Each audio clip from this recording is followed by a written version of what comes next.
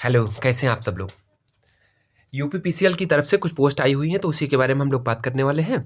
जो है electricity service commission, इसका जो बोर्ड है ये है, और UPPCL limited, UP power corporation limited. तो इसके तरफ से कुछ वैकेंसी आई हैं, जिसकी वैकेंसी पोस्ट का नाम है असिस्टेंट इंजीनियर ट्रेनी। तो ये पोस्ट है, कैटेगरी वाइज जो पोस्ट है उसके बारे में डिटेल नीचे दी हुई है, तो मैं उसके बारे में धीरे धीरे करके एक एक करके बता देता हूँ आपको कैसे कैसे पोस्ट हैं। तो जो असिस्टेंट इंजीनियर ट्रेनी जो है, ये इलेक्ट्रिकल एंड पावर के लिए जो पोस्ट होगी वो होगी 24 पोस्ट जनरल के लिए है, और 7 पोस्ट जो है ईडब्ल्यूएस के लिए है, 14 पोस्ट जो है ओबीसी के लिए, और एससी के लिए 30 पोस्ट है, एसटी के लिए नील है, 0 पोस्ट है। फिर उसके बाद में assistant engineer trainee electronic and telecommunication के लिए जो पोस्ट है, जनरल के लिए 8 पोस्ट है, ईडब्ल्यूएस के लिए 1, ओबीसी के लिए 2, एससी के लिए 3 और एसटी के लिए 0। फिर assistant engineer trainee computer science and IT के लिए जो है 12 पोस्ट है, और ईडब्ल्यूएस के लिए 2 पोस्ट, ओबीसी के लिए 6 पोस्ट और एससी के लिए 4, एसटी के लिए 0। तो ये सारी जो पोस्ट की डिटेल हो गई। इसके बारे में जो और अब आगे बता देता हूँ, अभी बहुत सारी डिटेल है। वैकेंसी वो इंक्रीज और डिक्रीज कर सकता है, और इसका जो अंतिम अधिकार जो है पावर कॉर्पोरेशन लिमिटेड के पास ही होगा। तो ये आप ध्यान रखिएगा कि वैकेंसी इंक्रीज और डिक्रीज हो सकती हैं। पे स्केल जो इसका है 7 पे कमीशन है, और उसमें जो है मैट्रिक्स लेवल इसका 10 है। 59,500 जो है मिनिमम जो है पे इसको किया जाएगा। एसेंशियल क्वालिफिकेशन के बारे में हम लोग बात करेंगे। तो एसेंशियल क्वालिफिकेशन जो है, सबसे पहली जो एसेंशियल क्वालिफिकेशन है वो आपको जो है देवनागरी यानी हिंदी की जो है ठीक ठाक नॉलेज होनी चाहिए आपके पास, ठीक है। दूसरी जो है जो इलेक्ट्रिकल और पावर वाली जो है पोस्ट है, उसके लिए डिग्री होनी चाहिए आपके पास इलेक्ट्रिकल पावर इंजीनियरिंग, या फिर मिक्स होनी चाहिए वैकेंसी आपके पास, मतलब योग्यता होनी चाहिए। फिर उसके बाद में इलेक्ट्रिकल एंड टेलीकम्युनिकेशन वाली इंजीनियरिंग फील्ड के लिए डिग्री इन इलेक्ट्रॉनिक्स इंजीनियरिंग, या फिर कम्युनिकेशन इंजीनियरिंग, या फिर ट्रेनिंग इंजीनियरिंग, या फिर मिक्स डिसिप्लिन में आपके पास योग्यता होनी चाहिए।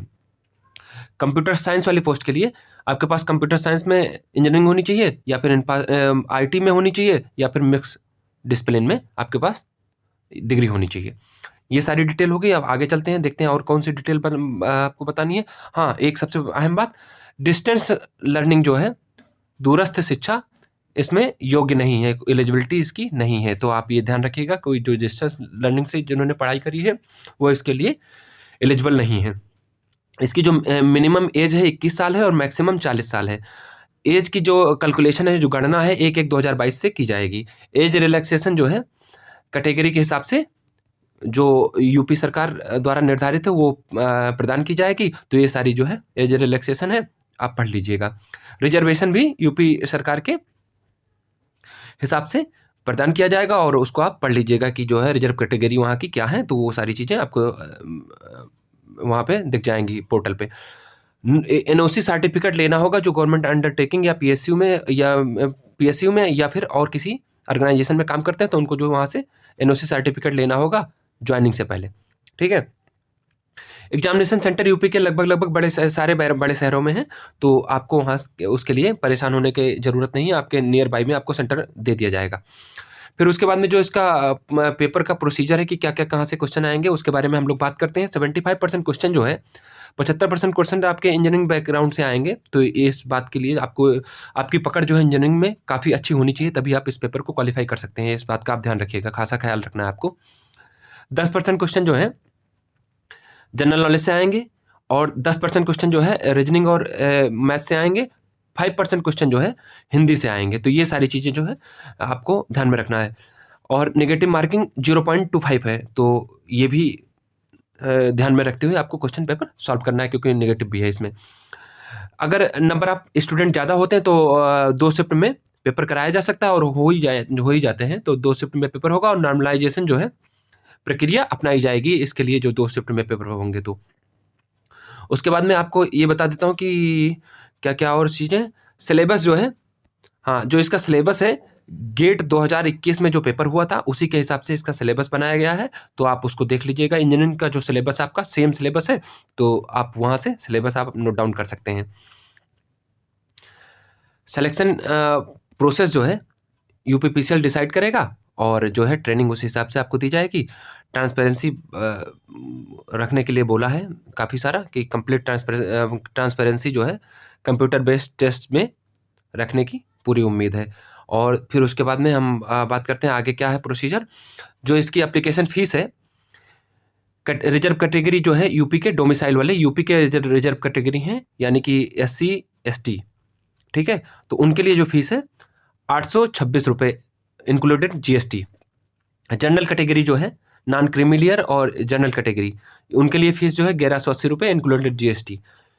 PH कैटेगरी के जो लोग हैं उनके लिए फीस जो है टोटल 12 रुपये है, 12 रुपये इंक्लूडेड GST। और जो अदर स्टेट के कैंडिडेट हैं उनके लिए 1180 रुपये इंक्लूडेड GST है। तो ये सारी फीस का क्राइटेरिया है।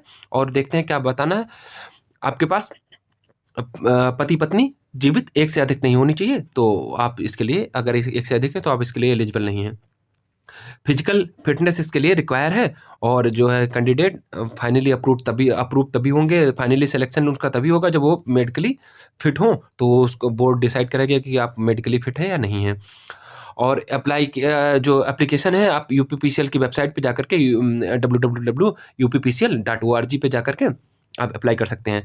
फॉर्म सबमिशन जो है रखना है कि आपके सारे डॉक्यूमेंट नए होने चाहिए। और कास्ट सर्टिफिकेट जो है आपका 31/3/2021 कास्ट सर्टिफिकेट उसके बाद का बना होना चाहिए। 31/3/2021 यानी 31 मार्च 2021 के बाद जो है कास्ट सर्टिफिकेट आपका बना हुआ होना चाहिए। और डोमिसाइल जो है, जो निवास प्रमाण पत्र है, वो आपका जो है 31 मार्च 2018 के बाद का होना चाहिए, ठीक है, तभी आप इसमें अप्लाई कर सकते हैं। या नहीं बना तो बनवा लीजिए, आप अभी नया बन जाएगा तुरंत के तुरंत। इंपॉर्टेंट डेट जो कुछ है उसके बारे में बात कर लेते हैं। जो एप्लीकेशन जो है सबमिशन की स्टार्ट होने की डेट है 11/1/2022 से लेकर के, और जो अंतिम डेट है 31/1/2022 है, ठीक है। और सबमिशन एप्लीकेशन जो है थ्रू इसका जो फी सबमिशन है नेट बैंकिंग के थ्रू किया जा सकता है 11/1 से लेकर के 31/1/2022 के बीच में। और SBI चालान के थ्रू जो है ऑफलाइन भी पेमेंट किया जा सकता है, पेमेंट ऑफलाइन भी किया जा सकता है। तो ये भी सेम इसका जो 11 तारीख से शुरू होकर के 2 फरवरी के बीच में, यानी कि जो है 2 दिन की छूट मिली हुई है ऑफलाइन पेमेंट के लिए, तो आप उसके बीच में आप पेमेंट कर सकते हैं। जो इसका टेस्ट होगा कंप्यूटर बेस्ड टेस्ट होगा लास्ट वीक ऑफ फेब में, यानी फरवरी के आखिरी हफ्ते में कंप्यूटर बेस्ड इसका पेपर होगा। अगर आपको फॉर्म भरने में कोई परेशानी है तो आप जो ये दिया हुआ है helpdesk.821@gmail.com पे आप संपर्क कर सकते हैं। तो ये सारी डिटेल हो गई। अब और देखते हैं क्या डिटेल आपको बतानी है, कुछ रह गया। हाँ, ये नॉर्मलाइजेशन का जो है, तो ये नॉर्मलाइजेशन का फार्मूला होता है, इसी फार्मूले पे नॉर्मलाइजेशन निकाला जाता है। तो ये सारी डिटेल जो है आपको बता दिया। बाकी और कोई डिटेल अगर आप रह जाती है तो आप मुझसे पूछ सकते हैं। हेल्प डेस्क पे जाकर के आप पूछें, वहाँ ज़्यादा बेटर आपको रिस्पांस मिलेगा। और अपना ख्याल रखें। Thanks for watching.